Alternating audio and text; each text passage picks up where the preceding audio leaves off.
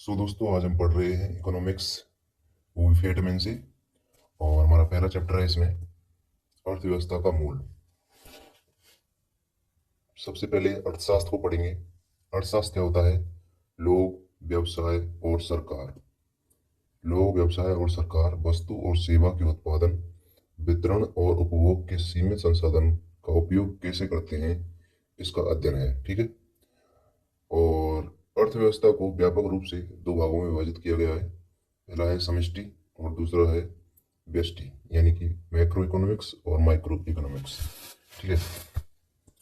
अब हम इसमें इनकी परिभाषा देखेंगे। मैक्रो इकोनॉमिक्स और माइक्रो इकोनॉमिक्स, समष्टि और व्यष्टि। इनकी परिभाषा है, यह संपूर्ण अर्थव्यवस्था का अध्ययन करता है। समष्टि में ये संपूर्ण अर्थव्यवस्था का अध्ययन करता है। और जो व्यष्टि है आपकी, यह व्यक्तिगत उपभोक्ता, फर्मों और बाजारों का अध्ययन करता है।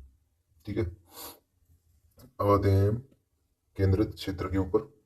यह सरकार और देश की उन क्रियाओं पर केंद्रित है जो व्यापक अर्थव्यवस्था जैसे आपूर्ति, मांग, कीमतों आदि को प्रभावित करने के लिए की जाती है।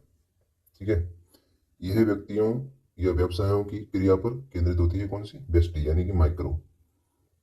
माइक्रो माने छोटा होता है और मैक्रो यानी बड़ा होता है। इसमें सम्मिलित क्षेत्रों के बारे में बात करेंगे। सबसे पहले समष्टि में बड़े पैमाने की पूरी अर्थव्यवस्था को सम्मिलित किया जाता है इसमें। और छोटे पैमाने की व्यवस्थित जो विशिष्ट जो क्षेत्र होते हैं, उनकी अर्थव्यवस्था को इसमें सम्मिलित किया जाता है। इसके जनक, आपके माइक्रो इकोनॉमिक्स के जनक हैं आपके J. M. Keynes, जो कि इंग्लैंड से हैं। उन्होंने रोजगार, ब्याज और धन का सामान्य सिद्धांत लिखा है। और आपकी जो माइक्रो है, वो उसके जो जनक हैं वो है एडम स्मिथ। आधुनिक अर्थव्यवस्था के संस्थापक इनको माना जाता है। इनकी किताब है द वेल्थ ऑफ नेशंस। ठीक है। अब हम उदाहरण की बात करेंगे। मैक्रो में सकल घरेलू उत्पाद हो गए, जैसे जीडीपी, मुद्रास्फीति, राजकोषीय नीति, राष्ट्रीय आय और बेरोजगारी दर। ये सारी आपकी मैक्रो में आती हैं। और माइक्रो में आती हैं किसी उत्पाद का मूल्य निर्धारण, उपभोक्ता व्यवहार, बाजार में प्रतिस्पर्धा। ठीक है। आर्थिक प्रणाली को तीन प्रकारों में वर्गीकृत किया जा सकता है: पूंजीवाद अर्थव्यवस्था, समाजवादी अर्थव्यवस्था और मिश्रित अर्थव्यवस्था। अब स्वामित्व देखेंगे हम। पूंजीवादी अर्थव्यवस्था में निजी स्वामित्व होता है, मतलब खुद का आधिपत्य होता है। समाजवादी अर्थव्यवस्था में सार्वजनिक आधिपत्य होता है। और मिश्रित अर्थव्यवस्था में सामाजिक और निजी दोनों होता है।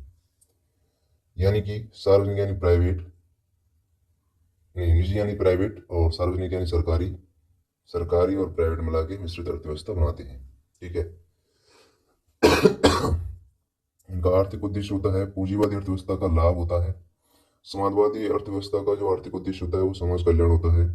मिश्रित अर्थव्यवस्था का जो आर्थिक उद्देश्य होता है वो लाभ प्लस समाज समाज जो कल्याण होता है वो दोनों होता है। ठीक है। इनमें सरकार की भूमिका, निजी स्वामित्व वाली जो पूंजीवादी अर्थव्यवस्था है, इसमें कोई भूमिका नहीं होती सरकार की। समाजवादी अर्थव्यवस्था में पूरी भागीदारी सरकार की होती है।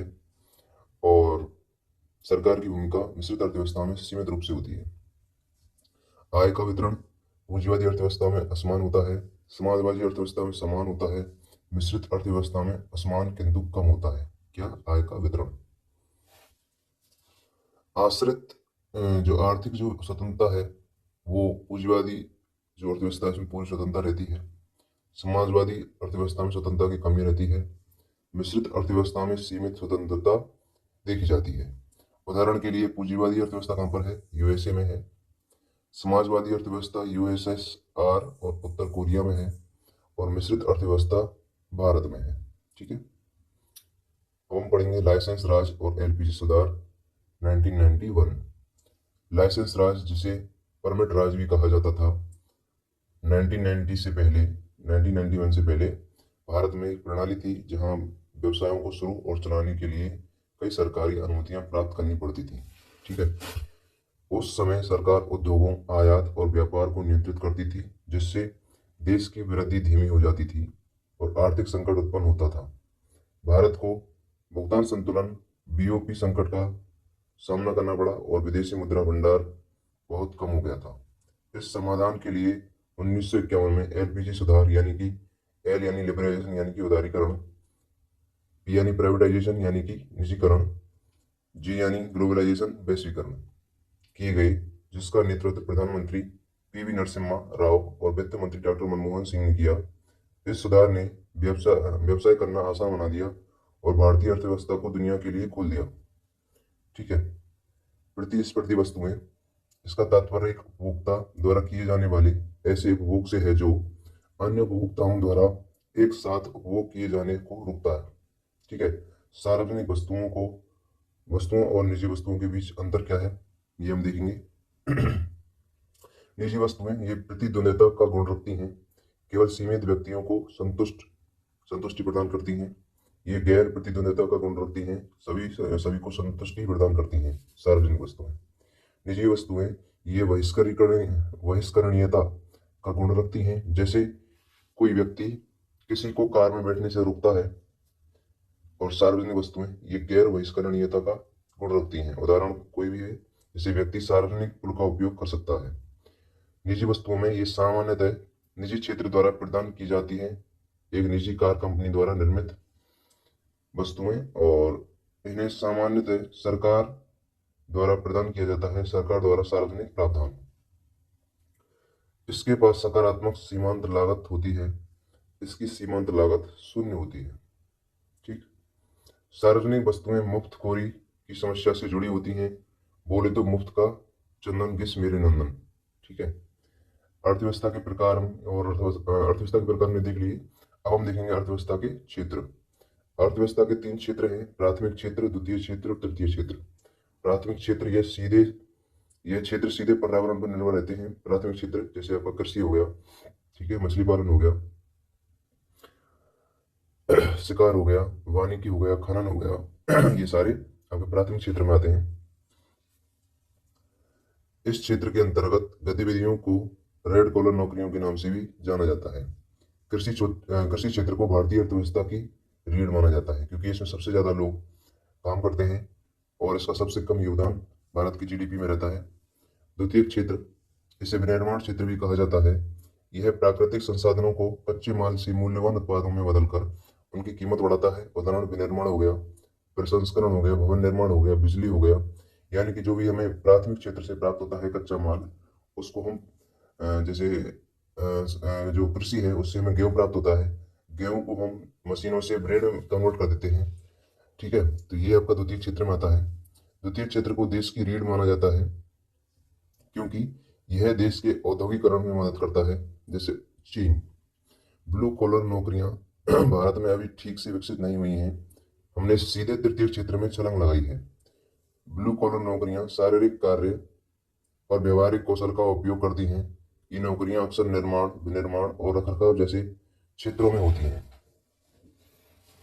तृतीय क्षेत्र, इसे सेवा क्षेत्र के नाम से भी जाना जाता है। यह अर्थव्यवस्था का वह हिस्सा है जहां व्यवसाय सेवाओं का उत्पादन करते हैं। उदाहरण शिक्षा, परिवहन, विज्ञापन, खुदरा। यह हमेशा स्वभाव में अमूर्त, जिसे छुआ नहीं जा सकता होता है। इसे व्हाइट कॉलर नौकरियों के नाम से भी जाना जाता है। चतुर्थ तक क्षेत्र, मेन तो क्षेत्र 3 ही होते हैं, प्राथमिक, द्वितीय और तृतीय। ये आप याद कर सकते हैं। जैसे चतुर्थ क्षेत्र हो गया, इसमें ज्ञान आधारित गतिविधियां, बौद्धिक सेवाओं पर केंद्रित रहता है ये क्षेत्र। इस क्षेत्र को ज्ञान क्षेत्र के नाम से भी जाना जाता है। जैसे वरिष्ठ व्यावसायिक, कार्यकारी, शिक्षक, प्रबंधक, बैंकिंग, चार्टर्ड अकाउंटेंट, वकील, वैज्ञानिक, जो भी व्यक्ति अपनी बुद्धि से काम करता है, ठीक है, तो वो चौथे क्षेत्र में आता है। 5वां क्षेत्र क्यूनरी क्षेत्र के नाम से जाना जाता है।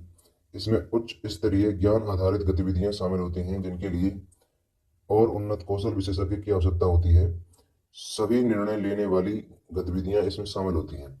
इस क्षेत्र की गतिविधियों को गोल्ड कॉलर नौकरियों के नाम से भी जाना जाता है। जैसे संचार, वित्तीय सेवाएं, शिक्षा, अनुसंधान, वैज्ञानिक, सूचना प्रौद्योगिकी, राजनेताओं की गतिविधियां। 2011 की जनगणना के अनुसार जो लेबर है, जैसे ये LFPR का मतलब है कि कितना जो आपका लेबर फोर्स है, यानी कि जो भी कार्य करने वाले लोग हैं वो किसमें ज्यादा हैं। प्राथमिक क्षेत्र जो कि कृषि वाला क्षेत्र हो गया, खनन वाला क्षेत्र हो गया, उसमें सबसे ज्यादा लोग लगे हुए हैं, यानी कि 100% में से 54.6% लोग प्राथमिक क्षेत्र में है, द्वितीय क्षेत्र में है आपके 24.3%, ठीक है, और तृतीय क्षेत्र में आपके 21.1%। यहाँ जीडीपी में इनका योगदान बताया गया है प्राथमिक क्षेत्र का, जहाँ सबसे ज्यादा लोग लगे हुए हैं, उसका सबसे कम योगदान है भारत की जीडीपी में, कितना है 14.39%। द्वितीय क्षेत्र का है 31.46%, और आपका तृतीय क्षेत्र जहाँ सबसे कम लोग हैं उसका जीडीपी में सबसे अधिक योगदान है, जिसका है 54.15%, ठीक है। LFPR श्रम बल भागीदारी दर, लेबर फोर्स पार्टिसिपेशन रेट, महिलाओं की भागीदारी प्राथमिक क्षेत्र में 62.8% है। और व्यापार में सहायक साधन सहयोगी, व्यापार के सहयोगी उन कारकों को संदर्भित करते हैं जो वस्तुओं को उनके उत्पादन के स्थान से उपभोग के स्थान तक लाने के लिए आवश्यक है। दूसरे शब्दों में ये आवश्यक सेवाएं और कार्य हैं जो व्यवसाय में सहायता करते हैं। उदाहरण परिवहन, संचार, बैंकिंग, बीमा, भंडारण और विज्ञापन। आदर्श व सकारात्मक अर्थशास्त्र के बीच तुलना, ठीक है। आदर्श अर्थशास्त्र यह व्याख्याकार के मत और मूल्य पर आधारित होता है। सकारात्मक अर्थशास्त्र यह वास्तविक डेटा, तथ्यों और संख्याओं पर आधारित होता है। आदर्श में सत्यापन संभव नहीं है और सकारात्मक अर्थव्यवस्था में अर्थशास्त्र में परिणाम सत्यापित किए जा सकते हैं। विभिन्न क्षेत्रों में व्यवहारिकता और प्रयोज्यता का परीक्षण करने का कोई तरीका नहीं है। यह सुरक्षित और संदेह से परे होता है तथा इसे वैज्ञानिक रूप से सिद्ध किया जा सकता है, ठीक है। आदर्श अर्थशास्त्र में यह आदर्शवादी स्थिति से संबंधित है। यह वास्तविक और व्यवहारिक परिस्थितियों से संबंधित है। आदर्श अर्थशास्त्र का उदाहरण बेरोजगारी का स्तर अधिकतम 5% होना चाहिए और सकारात्मक अर्थशास्त्र वर्तमान बेरोजगारी दर 20% है, ठीक है। समानांतर अर्थव्यवस्था, जो कि इस टॉपिक का लास्ट फेज है, इसमें समानांतर अर्थव्यवस्था की परिभाषा दी हुई है। समानांतर अर्थव्यवस्था उन सभी प्रकार की गतिविधियों को दर्शाती है जिनके माध्यम से काला धन उत्पन्न होता है और जिन्हें सामान्यतः आधिकारिक रूप से दर्ज नहीं किया जाता। यह सरकार द्वारा बनाई गई नीतियों को अप्रभावी बना देता है, ठीक है। तो ये है आपकी अर्थव्यवस्था का मूल, और आज का टॉपिक होता है कंप्लीट। नेक्स्ट क्लास में इकोनॉमिक्स का नेक्स्ट टॉपिक हम कंप्लीट करेंगे। तब तक के लिए टाटा, बाय बाय।